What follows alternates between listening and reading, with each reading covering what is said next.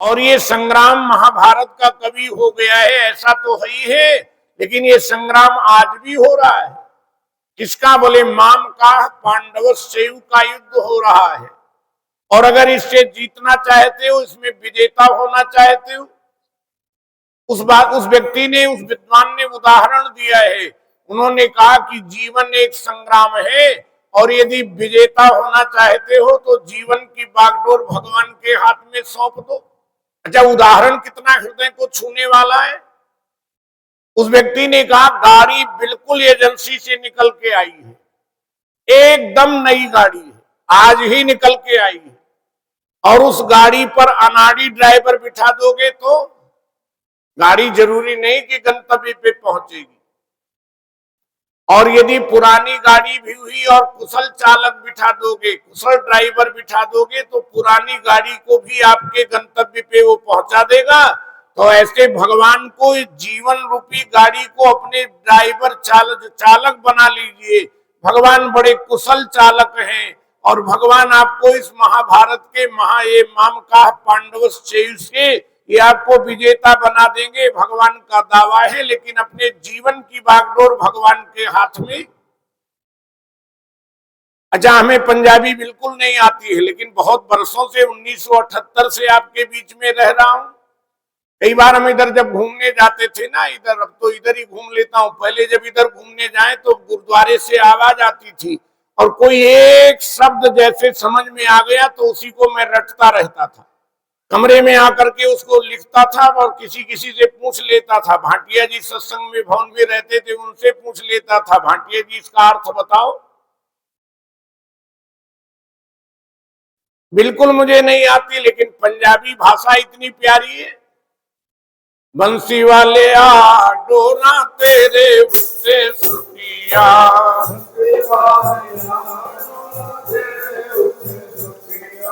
मुरली वाले आ डोरा तेरे उत्ते सुटिया,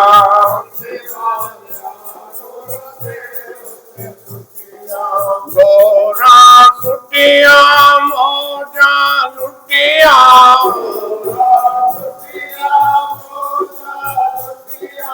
डोरा सुटिया मौजा लुटिया,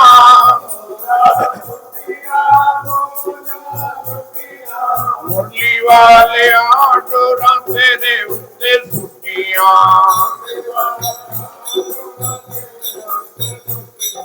बंसी वाले आ डोरा तेरे उत्ते सुटिया,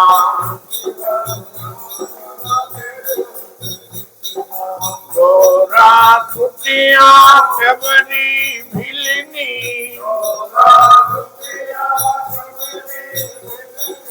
डोरा सुटिया सबरी भिलनी,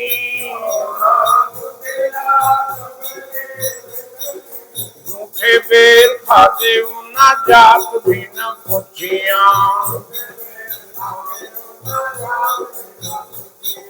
बंसी वाले आ डोरा तेरे उत्ते सुटिया, डोरा सुटिया भगत सुदामा,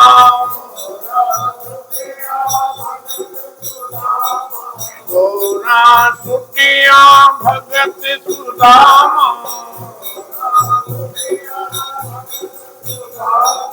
बच्चे चौल खाते न भरी भरी मुठिया, मुरली वाले आ डोरा तेरे उत्ते सुटिया, डोरा सुटिया मीरा बाई,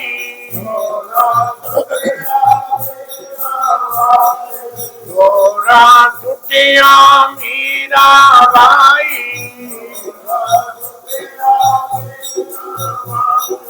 जहर पियाला पीता भरी भरी घुटिया,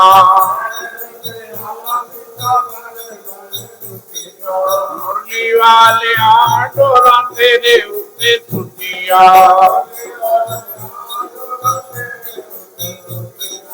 बंसी वाले आ डोरा तेरे उत्ते सुटिया,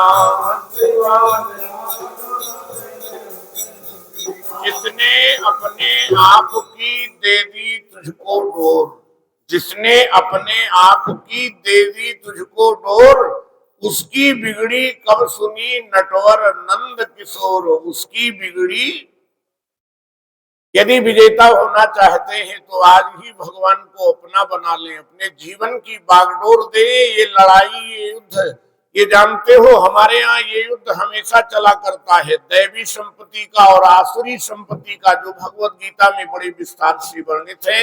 ये राक्षस लोगों से देवता लोग युद्ध करते हैं और आखिर में देवता लोग ही विजेता हुए, कभी राक्षस भी विजेता होते, कभी इनका अधिकार छिनता है, कभी उनका अधिकार छिन जाता है।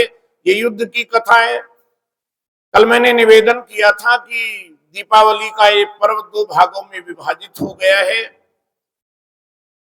अमावस्या अभी लगी नहीं है, अमावस्या सायंकाल की बेला में लगेगी और रात्रि के समय जो लोग निशीत काल में जो है पूजन महालक्ष्मी करें वो रात्रि में कर ले। अमावस्या का पर्व जो पितरों आदि के लिए है वो कल रहेगा। इसलिए हम लोग जो है दो भागों में बटे हुए, अपने अपने इच्छा से अपने अपने भाव से पूजन आदि करें। और मैं निवेदन कर दूं,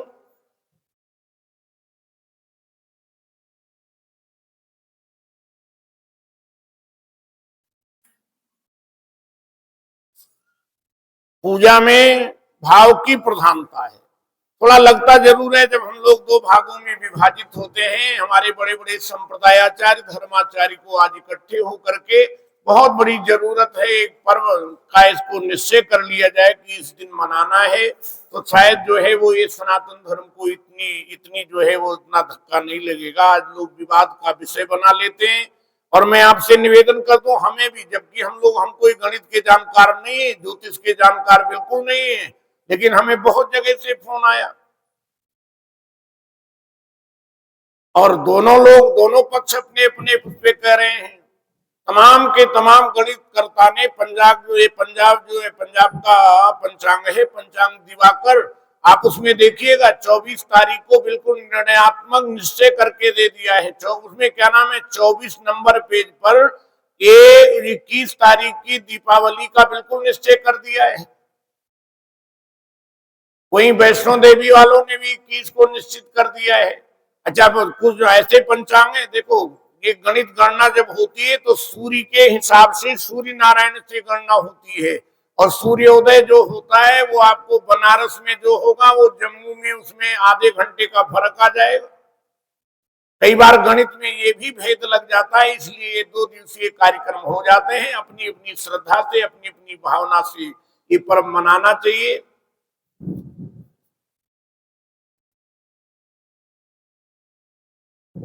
आज जो प्रसादीय सेवा आ रही है बाबा के चरणों में, वैतरी डॉक्टर श्री श्याम सुंदर जी आहूजा जो सेवानिवृत्त खंड शिक्षा अधिकारी रहे हैं, सेवानिवृत्त हो गए हैं, बाबा के प्रति बहुत निष्ठा है, प्रत्येक दिन आते हैं। आज हमारे एडीसी साहब भी बैठे हुए हैं, जो यमुनानगर के एडीसी साहब हैं आहूजा जी, वे भी आए हुए हैं अपनी तरफ से, और अपनी इस मंदिर सभा और इस कथा मंच के से आपका हृदय से स्वागत है। और सेवानिवृत्त खंड शिक्षाधिकारी व डॉक्टर उपासना आहूजा जी जो प्रिंसिपल हैं दयानंद महिला महाविद्यालय कुरुक्षेत्र की, उनके तरफ से बाबा महर्षि मार्कंडेय जी महाराज के श्री चरणों में ये प्रसादी सेवा आई है। मार्कंडेय जी महाराज उनकी श्रद्धा भक्ति उत्तरोत्तर बढ़ावें, उनके खजाने भरें, ऐसा बाबा जी के चरणों में बारंबार मंगल कामना करते हुए मैं उनसे निवेदन करूंगा, मैं आग्रह करूंगा आहूजा जी से, वह आए होंगे और वो सपत्नी आकर के अपने यहाँ बाबा मार्कंडेय जी का प्रसाद ग्रहण कर लें। इस श्री पद्म पुराण अंतर्गत सम्माननीय श्री आहूजा जी, श्याम सुंदर जी आहूजा जी एवं डॉक्टर उपासना आहूजा जी मंच के समीप में आकर के बाबा जी का प्रसाद ग्रहण कर लेंगे। इस श्री पद्म पुराण अंतर्गत भाषा टीका सहित कार्तिक महात्म्य जलंधरोपाख्याने दूत वाक्य कथनम नाम 12 अध्याय समाप्त है।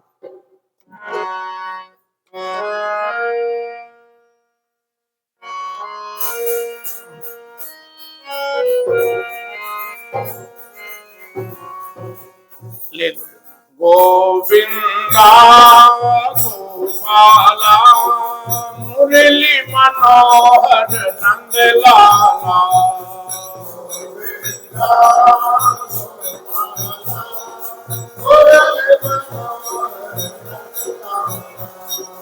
गोविंदा गोपाला मुरली मनोहर नंद लाला।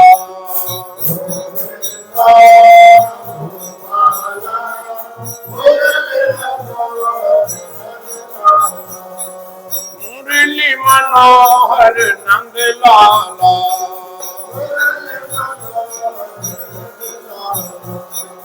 मुरली मनोहर नंद लाला। मेरे नंद लाला मेरे गोपाला। मेरे नंद लाला मेरे गोपाला।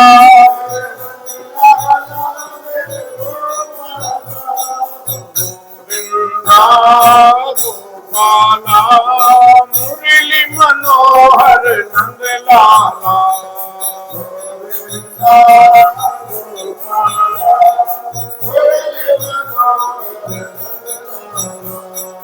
मुरली मनोहर नंद लाला।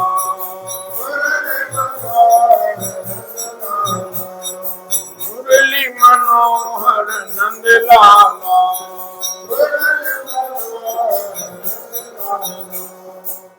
भांग धतूरा काहिरा उतरी जाए प्रभात।